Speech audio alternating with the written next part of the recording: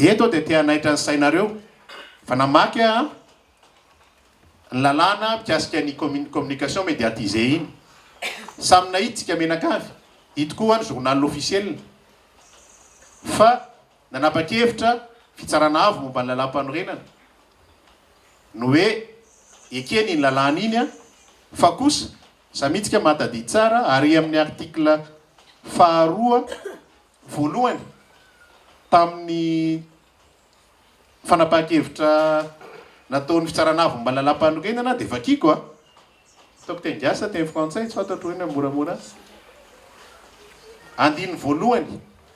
ny andininy fahenina andalana faharoa amin'ny lalàna laharana fa enina amby folo ohatra sivy amby roapolo anaovana ny fehezan-dalàna momba ny serasera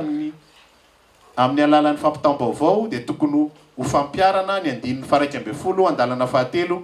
ao amin'ny lalam-panorenana ary atao mifanaraka amin'ny sata afrikanina momba ny zon'olombelona sy ny vahoaka ary ny fomba fanao sy ny taratasy mpifanekeny iraisam-pirenena momba ny zon'olombelona.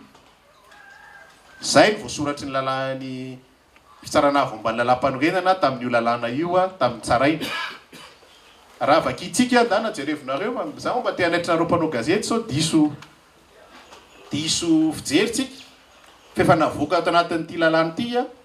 efa navoaka ny filoham-pirenena promulguen'ny filoham-pirenena io lalàna io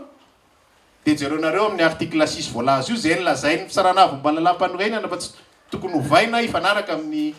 charte de l'union africaine fa tsisy nininina an'io va tao anatiny tao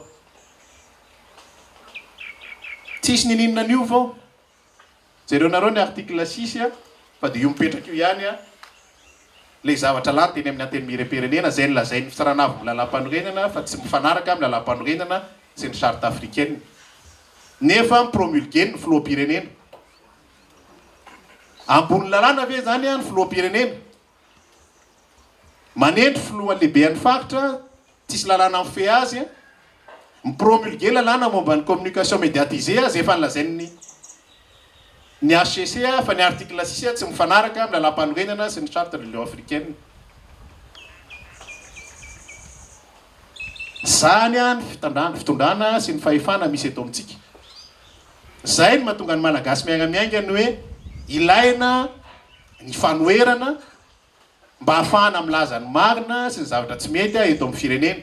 Ka eto manangoatra anao mpanao gazety dia manao tsoavo aminareo alefaso ny lalàna zay ny fanarahana ny arahana namolavola fa amin'ny session manaraka zao vonony zay atao malagasy miara-miainga nitondrajo amin'ny anteny mera-pirenena anovana ny ty lalàna zay tsy mandeha amin'ny lohany ity.